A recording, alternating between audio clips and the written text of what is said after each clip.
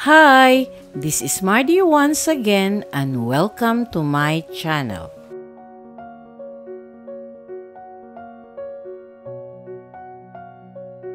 Hello mga ka-istorya! Welcome to At Home with Mardy. I'm back again with another fun vlog. Today, we're talking about someone who's not just known for her famous last name, but also for her charm, confidence, and super relatable moments. Yes, we're talking about Kitty Duterte.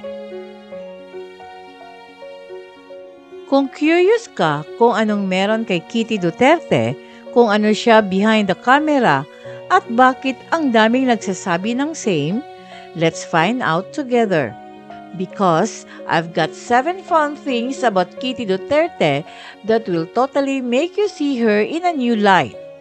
So grab your snack, hit that like button, and let's jump right in.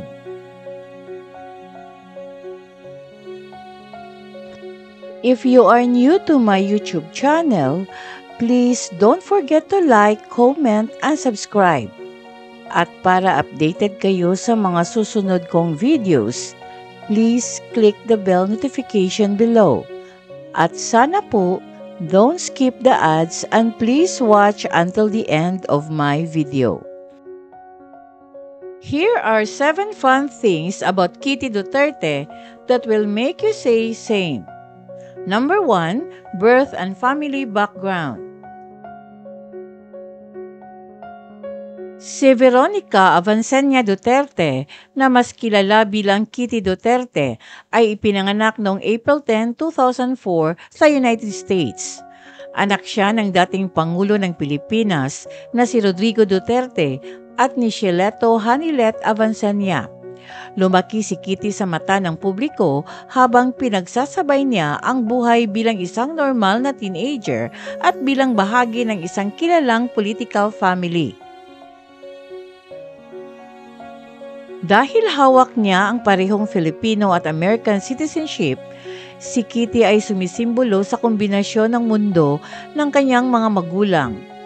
Ang ama niyang may matibay na ugat sa politika ng Davao City at ang ina niyang isang businesswoman at dating nurse. Kahit abala sa politika ang kanyang ama, madalas ilarawan si Kitty bilang ang liwanag ng pamilyang Duterte. Masayahin, modern, at malapit sa kanyang mga magulang. Habang lumalaki, nakilala si Kitty ng publiko sa mga glimpse na ibinahagi ng kanyang mga magulang at sa sarili niyang social media posts, kung saan minsan niyang ipinakita ang mas personal at simpleng bahagi ng isa sa mga pinakakilalang pamilya sa bansa. Number 2, nickname origin. Kadalasan, iniisip ng mga tao na ang palayaw ni Kitty Duterte ay may kinalaman sa mga pusa. Pero ang totoo, mas personal at nakatatawang kwento pala ang pinagmula nito. Sa isa sa kanyang Q&A vlogs, ikinuwento ni Kitty na ang kanyang nickname ay nagmula sa salitang Filipino na kiti-kiti, na ang ibig sabihin ay larva ng lamok, isang tawag sa mga batang sobrang likot at laging gumagalaw. Ayon sa kanya, tinawag siyang kiti-kiti nung bata pa siya dahil super likot daw talaga niya. Palaging tumatakbo, curious sa lahat ng bagay at hindi mapakali. Habang tumatagal, ang salitang kiti-kiti ay naging mas maikli at mas cute na kitty, at yun na ang tumatak na palayaw niya hanggang ngayon. Ang kwento sa likod ng kanyang palayaw ay nagbibigay ng nakakatuwang sulyap sa kanyang pagkabata. Isang batang masigla, malikot at puno ng buhay, katulad ng personalidad niyang nakikita ng marami ngayon. Number 3, growing up in the public eye. Nang maging Pangulo si Rodrigo Duterte noong 2016 at si Kitty ay 12 taong gulang pa lamang, isang batang biglang napasabak sa pambansang spotlight. Mula noon, unti-unting nagbago ang kanyang buhay sa tahimik pero makabuluhang paraan. Hindi na lamang siya basta anak ng alkalde ng Davao, siya na ang pinakabatang miyembro ng First Family at madalas na napapansin ng publiko tuwing kasama niya ang kanyang mga magulang. Habang umuusad ang termino ng kanyang ama, paminsan-minsan ay lumalabas si Kitty sa media, sa mga family gatherings sa Malacanang, publikong selebrasyon o sa mga mahalagang okasyon ng pamilyang Duterte. Bagamat nanatiling malayo sa politika, ang kanyang presensya ay nagbibigay ng mas malambot at personal na sulyap sa pamilya ng dating Pangulo, na nagpapakita ng balanse sa pagitan ng buhay pampubliko na puno ng responsibilidad at ng init ng buhay pamilya. Number 4, 18th Birthday Grand Celebration. Noong April 9, 2022, nagkaroon ng isang grand at stylish na selebrasyon si Kitty Duterte para sa kanyang 18th birthday. Isang eleganteng debut-themed dance event sa Dusitani Hotel sa Davao City. Talagang kahanga-hanga ang handog na selebrasyon na binigyan pansin hindi lang ng pamilya, kundi pati na rin ng media. Isa sa mga pinaka-memorable na sandali ay nang sumayaw siya kasama ang kanyang ama, si Rodrigo Duterte, sa isang heartwarming father-daughter dance sa kantang I'll Take Care of You. Ang gown ni Kitty na puno ng intricate design at elegance ay ginawa ng kilalang Filipino designer na si Mac Tumang. Ang event na ito ay hindi lang tanda ng kanyang pagpasok sa adulthood, kundi ipinakita rin ang kanyang poise, charm at ang init ng relasyon niya sa pamilya sa isang gabi na puno ng glamour at emosyon. Number 5, public presence and social media engagement. Si Kitty Duterte ay unti-unting nakilala sa publiko, kapwa online at sa personal na mga pagkakataon.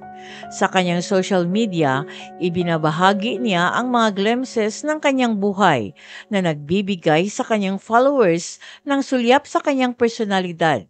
Hindi lang bilang anak ng isang kilalang political family, kundi bilang sarili niyang pagkatao. Hindi lang sa online siya aktibo, paminsan-minsan ay lumabas si Kitty sa public events kung saan kinakausap niya ang mga supporters ng pamilya Duterte. Sa mga pagkakataong ito, hinihikayat niya ang kanyang audience na ignore negative stories tungkol sa pamilya at mag-focus sa mga darating na pangyayari, gaya ng upcoming elections. Ipinapakita ng kanyang mga public appearances na si Kitty ay hindi lang basta present sa mata ng publiko, kundi may malasakit din sa imahe ng kanyang pamilya at sa epekto ng kanyang salita sa mga taga-suporta, na pinagsama-sama ang kanyang charm at sense of responsibility. Number 6, physical transformation and public reaction. Noong unang bahagi ng 2023, napansin si Kitty Duterte dahil sa tinawag ng media at netizens na kanyang physical transformation. Napansin ng marami ang kanyang mas mature na hitsura, evolving fashion sense at mas refined na style choices. Mga palatandaan ng kanyang paglaki mula sa pagiging teenager tungo sa pagiging young adult. Karamihan sa reaksyon ng publiko ay positibo, kung saan maraming social media users ang nagbigay ng praise sa kanyang elegant at confident na bagong look. Mula sa mga updates sa kanyang wardrobe hanggang sa mga subtle na pagbabago sa paraan ng kanyang pagdadala sa sarili. Ipinakita ng transformation ni Kitty hindi lang ang physical growth, kundi pati na rin ang pagdevelop ng kanyang sariling style na nagbigay sa kanya ng pakilala bilang isang young woman na unti-unting nagkaroon ng sarili niyang identity sa mata ng publiko. And number 7, sentiment about her father's aging. Sa isang panayam noong August of 2025, ibinahagi ni Veronica Kitty Duterte ang kanyang mga napansin na mga palatandaan ng pagtanda ng kanyang ama, si Rodrigo Duterte, habang ito ay nasa detention ng The Hague sa ilalim ng International Criminal Court. Ayon kay Kitty, napansin niyang pumayat na ang mga kamay ng kanyang ama at pinili nitong magpalago ng balbas, tila mas nagiging mapanuri sa mga pisikal na pagbabago na dulot ng panahon. Sa kabila nito, sinabi ni Kitty na nanatiling masigla at palabiro ang kanyang ama. Ikinuwento pa niya ang isang nakakatawang eksena kung saan biro niyang sinabi na kamukha na raw nito si Confucius dahil sa puting balbas at natawa naman si dating Pangulo. Sinagot pa raw siya ng biro na si Confucius, tiyuhin ko yan. Sa kanyang kwento, ipinakita ni Kitty ang halo ng pag-aalala at paghanga para sa kanyang ama. Bagaman nakikita niya ang epekto ng edad at kalagayan nito, mas pinili niyang bigyang diin ang tatag, humor at diwa ni Rodrigo Duterte. Ipinapakita ng panayam na ito ang isang mas personal at emosyonal na larawan ng dating Pangulo, hindi tungkol sa politika, kundi tungkol sa pagtanda, pagbabago at matibay na ugnayan ng ama at anak. And that's it for today's vlog, mga kaistorya.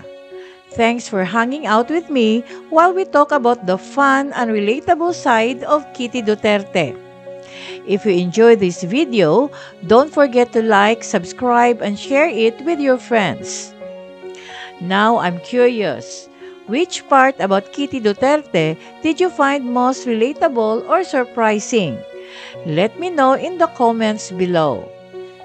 And again, thanks for watching, and I'll see you on my next video. Thank you very much for watching. And according to Kenneth Branagh, lighten up, just enjoy life, smile more, laugh more, and don't get so worked up about things. Hello again, mga kaistorya. I just want to take a moment to thank all of you, my amazing viewers and subscribers, for your comments and support. Reading your messages is incredibly encouraging and really motivates me to keep creating more inspiring and interesting videos. Your feedback means the world to me, and I can't wait to share more content with you. Thank you for being part of this journey. Daghang salamat.